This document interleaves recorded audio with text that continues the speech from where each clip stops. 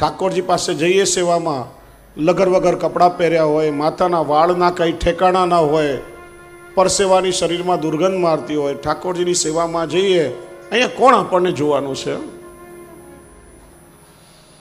અને કોઈ લૌકિક લગ્નમાં, રિસેપ્શનમાં, પાર્ટીમાં જો આપણે જવાનું હોય તો કહેવાની જરૂર છે ખરા?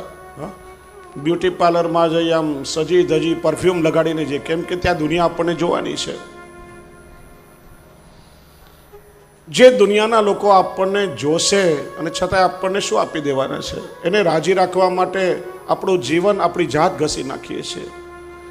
અને જો પ્રભુ પ્રસન્ન થઈ જાય તો ક્ષણ માત્રમાં પોતાના સ્વરૂપાનંદનું દાન આપણને આપી દે. એ પ્રભુના સુખનો વિચાર આપણે ક્યારેય નથી કરતા.